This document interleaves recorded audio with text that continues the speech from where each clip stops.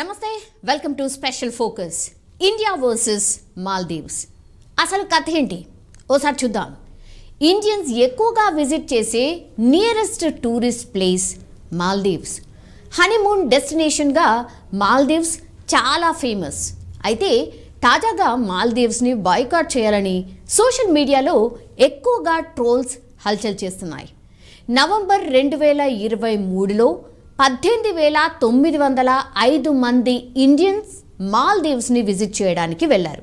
అలాంటిది సడన్గా మాల్దీవ్స్ని ఇండియన్స్ ఎందుకు బాయ్కాట్ చేస్తున్నారు? దాదాపు మాల్దీవ్స్లో బుక్ చేసిన 8,000 హోటల్ బుకింగ్స్ని, 2,500 ఫ్లైట్ టికెట్స్ని ఇండియన్స్ ఎందుకు క్యాన్సిల్ చేశారు? అసలు ఇండియాకి మాల్దీవ్స్కి మధ్యలో ఏం జరుగుతోంది? ఈ రెండు దేశాల మధ్య జరుగుతున్న ఇష్యూలో చైనా పాత్ర ఏమైనా ఉందా? Let's watch.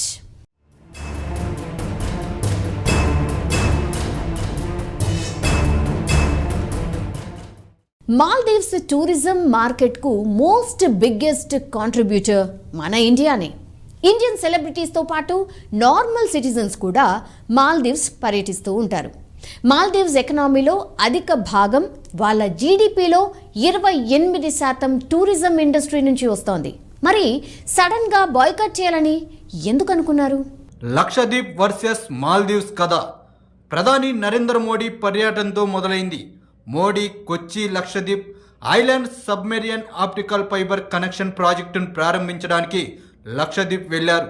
ఆ తర్వాత లక్షద్వీప్ బీచ్లో నడుస్తూ తన సంతోషాన్ని వ్యక్తం చేశారు. అక్కడ బీచ్ చూసి కొన్ని ఫోటోలు తీసి వాటిని సోషల్ మీడియాలో అప్లోడ్ చేసి లక్షద్వీప్ అందాలను పొగుడుతూ ట్వీట్ చేశారు.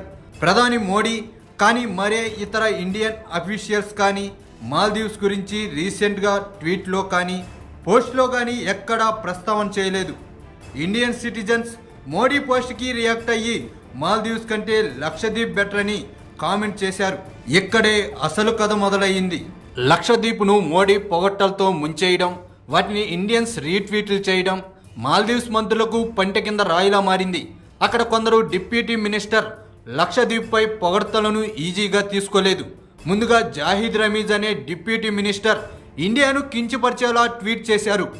మాల్దీవ్స్ ఆఫర్ చేసిన సర్వీస్ ఆఫర్ ఇండియా వాళ్ళ కాదని, మన దగ్గర రూమ్స్లో పర్మనెంట్గా ఉండే స్మెల్లే డౌన్ఫాల్కి కారణమవుతుందని జాహిద్ రమీజ్ హేళన చేశారు. మరో డిప్యూటీ మినిస్టర్ అబ్దుల్ మహూజుమ్ మొహిద్ మాల్దీవ్స్ని టార్గెట్ చేయడం ఇండియాకు కరెక్ట్ కాదని, ఇండియాలో బీచ్ టూరిజం మాల్దీవ్స్కు ఏమాత్రం పోటీ రాదంటూ ఇండియాను తక్కువ చేసి ట్వీట్లు చేశారు. మోడీ ట్వీట్లపై ఇండియన్ నెటిజన్స్ చేసిన పొగడ్తలు మాల్దీవ్స్లోని కొందరి పెద్దలకు రుచించలేదు. లక్షద్వీప్పై తమ అక్కసు వెళ్ళగక్కారు. ఏకంగా ప్రధాని మోడీనే టార్గెట్ చేసేశారు. అవమానకరమైన రీతిలో ప్రధానిని విమర్శించారు.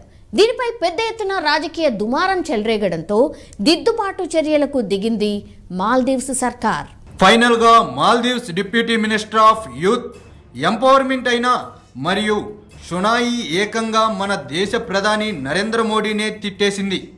Indians clown puppet of Israel అంటూ మోడీపై అవమానకరమైన వ్యాఖ్యలు చేసింది. పిఎంని జోకర్ అని తిడితే మన ఇండియన్స్ ఊరుకుంటారా? మాల్దీవ్స్ మీద బాయ్కాట్ స్టార్ట్ చేశారు. ట్విట్టర్లో కౌంటర్లు వేసి మరీ మాల్దీవ్స్ గవర్నమెంట్కి రీకౌంటర్ ఇచ్చారు. మాల్దీవ్స్ క్యాపిటల్ మలేలో ఉన్న ఇండియన్ హై కమిషన్ ఈ ఇష్యూ మీద సీరియస్గా రియాక్ట్ అయింది. ఈ ఇష్యూని Maldives ministry of foreign affairs దగ్గరకు తీసుకువెళ్ళింది.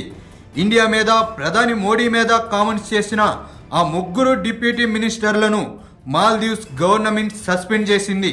1972 తర్వాత భారత్, మాల్దీవ్స్ దేశాలు ethnic, linguistic, cultural, religious, commercial లింక్స్ను షేర్ చేసుకుంటూ వస్తున్నాయి. South Asian Association for Regional Cooperation స్కార్క్లో ఇండియా, మాల్దీవ్స్ ఫౌండింగ్ మెంబర్స్గా ఉన్నాయి. అంతేకాదు మల్టీలాటరల్ ఏరియాస్ అయిన the union, commonwealth, the NAM, the స్కార్క్లో ఈ రెండు దేశాలు సపోర్ట్ చేసుకుంటూ వచ్చాయి.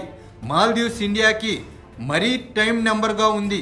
అంతేకాదు India Sagar and neighbourhood first పాలసీలో మాల్దీవ్స్కి ఇండియా ప్రత్యేకమైన స్థానాన్నిచ్చింది.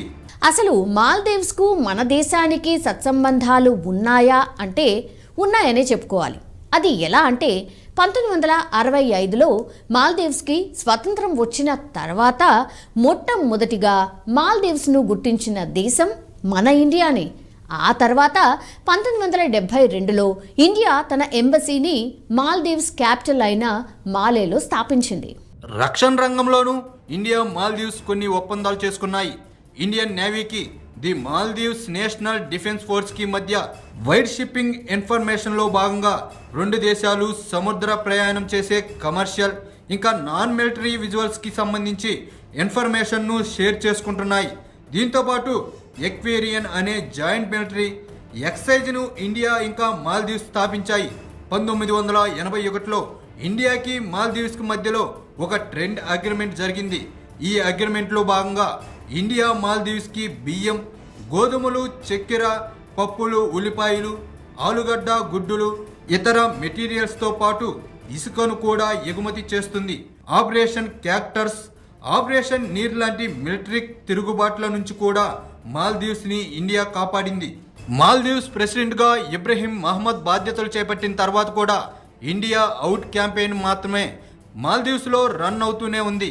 రీసెంట్గా క్యాంపెయిన్కి మళ్లీ బలం రావడంతో మహమ్మద్ ముజాద్ పవర్లోకి వచ్చారు. ప్రెజెంట్ ఉన్న మాల్దీవ్స్ గవర్నమెంట్ 2023 నవంబర్ 15న ఏర్పడింది. People's National Congress party leader అయిన మహమ్మద్ ముజు మాల్దీవ్స్కి ప్రెసిడెంట్గా ఉన్నారు. మాల్దీవ్స్ ఇండియా మీద ఓవర్గా డిపెండ్ అవుతోంది అనే ఉద్దేశంతో కొంతమంది లీడర్స్ ఇండియా అవుట్ అనే క్యాంపెయిన్ను స్టార్ట్ చేశారు. అలాంటి లీడర్స్లో అబ్దుల్ యమీన్ ఒకరు. ఇతను 2013 నుంచి 2018 వరకు మాల్దీవ్స్కి ప్రెసిడెంట్గా ఉన్నాడు. ఆ తర్వాత కాలంలో ఇండియా మాల్దీవ్స్ మధ్యలో రిలేషన్స్ వీక్ అయిపోయాయి. కానీ ఆ తర్వాత ప్రెసిడెంట్ ఇబ్రహీం మహమ్మద్ మళ్ళీ ఇండియాతో రిలేషన్ స్ట్రాంగ్ చేసుకున్నారు. ఈ మహమ్మద్ ముజు తన ఎలక్షన్ క్యాంపెయిన్కు మెయిన్గా ఒకటే టార్గెట్ని ఎంచుకున్నారు. అది ఏమిటంటే ఇండియా అవుట్, మాల్దీవ్స్ మీద ఇండియా ప్రభావాన్ని తగ్గించడమేనని ఇతని గవర్నమెంట్ ముఖ్య లక్ష్యమని చెప్పుకుంటూ వచ్చారు. తాను చెప్పినట్లే పవర్లోకి రాగానే మెల్లిగా మాల్దీవ్స్కి ఇండియాకి మధ్య రిలేషన్షిప్ వీక్ అయింది. తన ముందు ప్రెసిడెంట్ అయిన తమ మొదటి అఫీషియల్ విజిట్లో భాగంగా ఇండియాని సెలెక్ట్ చేసుకుంటే మహమ్మద్ ముజు మాత్రం పవర్లోకి రాగానే తన ఫస్ట్ అఫీషియల్ విజిట్గా టర్కీని ఎంచుకున్నారు. వాస్తవానికి టర్కీ ఇండియాకి మధ్యలో రిలేషన్షిప్ ఎప్పుడూ సరిగ్గా లేవు.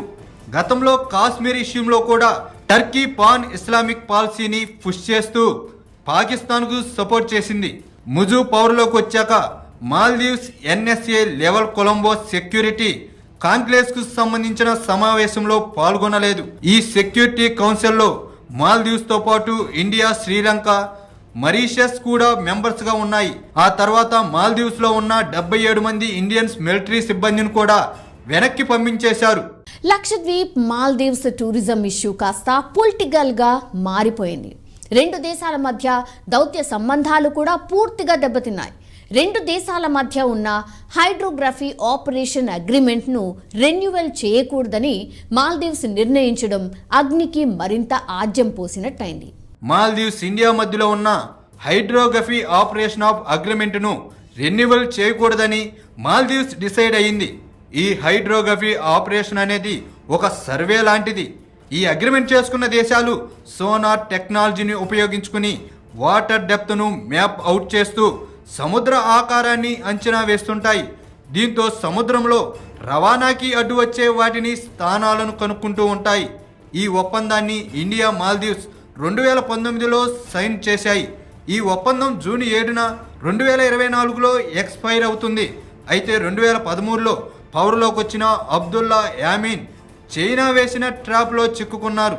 చైనా ఇచ్చిన లోన్స్కు లొంగిపోయి మాల్దీవ్స్లో ఇన్ఫ్రాస్ట్రక్చర్ ప్రాజెక్ట్ కట్టడానికి చైనా కంపెనీలకు పర్మిషన్ ఇచ్చారు. ట్రాప్లో ఇరుక్కున్నందున చైనా చెప్పినట్టు ఇండియా అవుట్ క్యాంపెయినర్గా మొదలుపెట్టారు యామిన్. తర్వాత ముజు కూడా ఇండియా అవుట్ పాలసీని కంటిన్యూ చేస్తున్నారు. అందుకే తన సెకండ్ ప్రెసిడెంట్ విజిట్ కోసం చైనాను సెలెక్ట్ చేసుకున్నారు.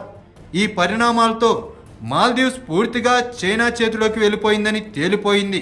మాల్దీవ్స్ తన టూరిజంను అడ్డుపెట్టుకుని ఇండియాను గెలుద్దామనుకుంటే అంతకన్నా పిచ్చి పని మరొకటి ఉండదంటున్నారు. ఎందుకంటే మాల్దీవ్స్కి ఆల్టర్నేటివ్ మనకి లక్షద్వీప్ ఉందనే ఇప్పటికే ప్రూవ్ అయింది.